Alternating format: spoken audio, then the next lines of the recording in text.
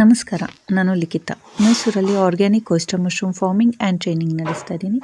ಇದು ನಂದು ಟ್ರೈನಿದು form.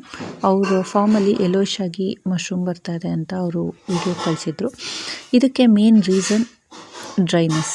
Mushroom dry ಆಗ್ತಾ ಇರೋದ್ರಿಂದ ಯೆಲ್ಲೋಯಿಶ್ ಆಗಿ ಟರ್ನ್ ಆಗುತ್ತೆ. ಮಶ್ರೂಮ್ ಯಾಕೆ ಡ್ರೈ ಆಗುತ್ತೆ? ಒಂದು ರೀಸನ್ ಟೆಂಪ್ರೇಚರ್ ಜಾಸ್ತಿ ಆದಾಗ ಮಶ್ರೂಮಲ್ಲಿರೋ ವಾಟರ್ ಕಂಟೆಂಟ್ ಎವಾಪ್ರೇಟ್ ಆಗುತ್ತೆ. ಆವಾಗ ಮಶ್ರೂಮು ಡ್ರೈ ಆಗಿ ಯೆಲ್ಲೋಯಿಶ್ ಆಗುತ್ತೆ. ಇನ್ನೊಂದು ರೀಸನ್ ಹ್ಯುಮಿಡಿಟಿ ಕಮ್ಮಿ ಆದಾಗ ಏರಲ್ಲಿರೋ ವಾಟರ್ ಕಂಟೆಂಟ್ ಕಮ್ಮಿ ಇರುತ್ತೆ. ಸೊ ಮಶ್ರೂಮು ಚೆನ್ನಾಗಿ ಕ್ವಾಲಿಟಿ ಮಶ್ರೂಮ್ ಬರಬೇಕು ಅಂದರೆ ಹ್ಯುಮಿಡಿಟಿ ರೈಟ್ ಆಗಿರಬೇಕು. ಸೊ ಅದಕ್ಕೆ ವಾಟರ್ ಅಬ್ಸರ್ವ್ ಮಾಡ್ಕೊಳ್ಳೋಕ್ಕೆ ಹ್ಯುಮಿಡಿಟಿ ಇಲ್ಲ. ಸೊ ಆ ರೀಸನಿಂದನೂ ಯೆಲ್ಲೋಯಿಶ್ ಆಗಿ ಟರ್ನ್ ಆಗುತ್ತೆ.